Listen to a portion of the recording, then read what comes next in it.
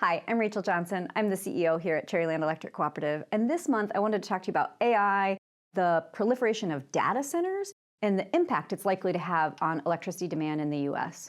So first, let me just make sure we all understand what a data center is. It's essentially kind of an information warehouse. It's filled with computers that process all of the information that's necessary to support many of the tasks we do today, many of those tasks that have been digitized and automated. So everything from online shopping to a Google search requires a data center. What we've seen is that the need for data processing is growing exponentially, and it's really driven by several things, the biggest one being AI, or artificial intelligence.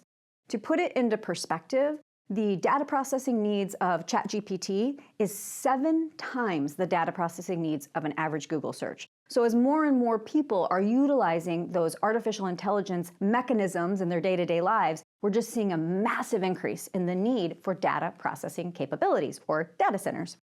While data centers are really kind of the foundation of our digital economy, the foundation of data centers is the ability to keep them running with power, electric power, to be more specific. Today, data centers represent a little under 5% of the total electricity demand in the US, but we are already expecting that to increase to 10 to 12% within the next 3 years. That's an exponential increase in the demand for electricity, all tied to one industry sector. We have not seen that kind of fast growth in electric demand in our lifetime. And while it's exciting, it's a good thing, it's not a bad thing. In fact, I think it likely bodes well for our economy, but I think it's also important that we're prepared for and building the electric infrastructure necessary to support that rapidly expanding industry sector. The good news is that many of the companies that are looking to site data centers, you think the Googles, the Microsofts, companies like that, they have capital that they can invest in helping us to solve this problem. And I think if we can leverage that capital well, those investments can not only serve data centers, but they can improve the reliability of our larger grid system. So I think it really represents kind of a once-in-a-lifetime opportunity to improve the reliability of the grid using private sector investment into grid resource capabilities.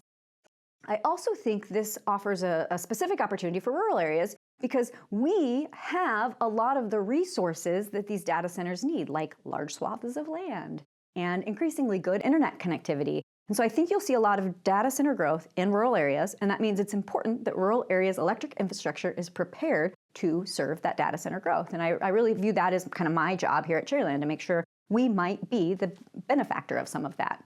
The challenge that I see that we need to work through, not just at Cherryland, but really as an industry, is a timing challenge. The amount of time it takes to build a data center is about 3 years. So when I say, here's what we're predicting for 2028, that's pretty realistic prediction, because those things are starting right now and are likely to be fully developed and up and running by 2028. On the electric side of things, though, we take longer to build things. In general, it takes about 5 years to build a thermal generating electric plant, and at least 10 years to build any sort of electric transmission. So the time to build for the data center of 2028 was really between 2018 and 2023. The time we're building for right now with electric infrastructure would be data center load in 2035. So I think the biggest problem we're going to have is timing, and that means we really cannot afford to continue to wait, because it's really important to me that this data center growth happens and it doesn't negatively impact grid reliability. So that means that we have to continue to kind of sound the alarm on this looming power supply sufficiency issue that we've been talking about for a while. But it's not just an issue for you or your home or our ability to keep the lights on at your business. It's also an issue for economic growth inside the US, especially in an increasingly digital economy.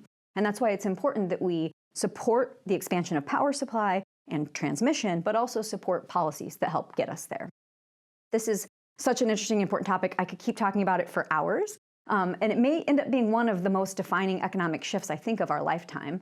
We have a really good podcast this month where we brought in 2 industry leaders that recently wrote a white paper on this to talk just about this kind of where they see data centers going and how they see that impacting the electric industry. So I would really encourage you to check that out. It's really fascinating. And after you've listened to that, or if you have any questions after the video or reading my column this month, drop your comments and thoughts below, because I think this is a really exciting, important topic that we need to be discussing, and I'd love to hear from you on it.